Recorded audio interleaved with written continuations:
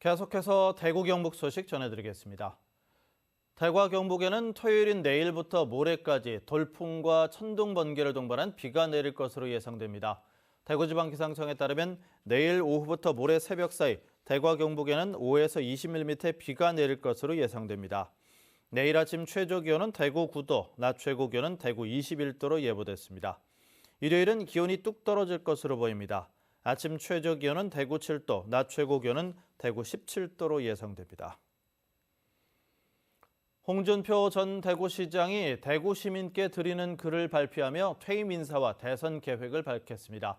홍 전 시장은 대구시장 임기를 마치지 못하고 중간에 떠나 진심으로 죄송하게 생각한다며 대구 경북 신공항을 중심으로 첨단 산업 경제권을 만들어 대구에 보훈하겠다고 전했습니다. 한편 홍 전 시장은 오늘 오전 시청 산격청사에서 퇴임식을 갖고 2년 10개월간의 시정을 마무리하고 본격적인 대선 행보에 나섰습니다.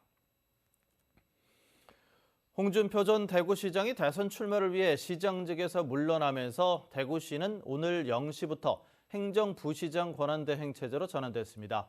대구시정은 김정기 행정부시장이 시장 역할과 책임을 맡고 새로 임명된 홍성주 경제부시장이 경제 분야 등을 뒷받침하게 됩니다.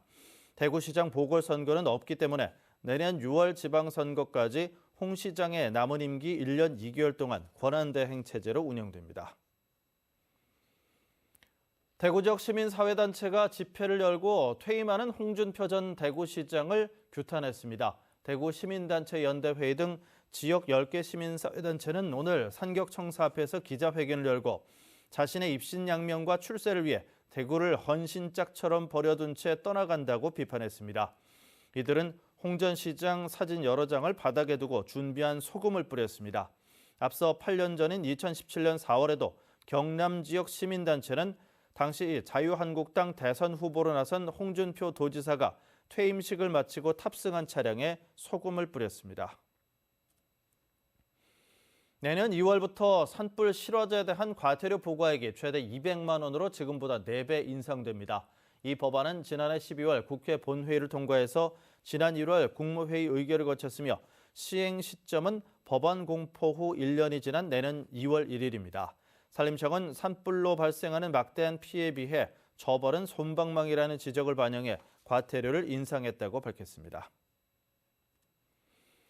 경상북도 소방본부가 인명피해와 산불 예방을 위해 논두렁과 밭두렁 소각을 자제하고 반드시 신고 후 소각해달라고 부탁했습니다.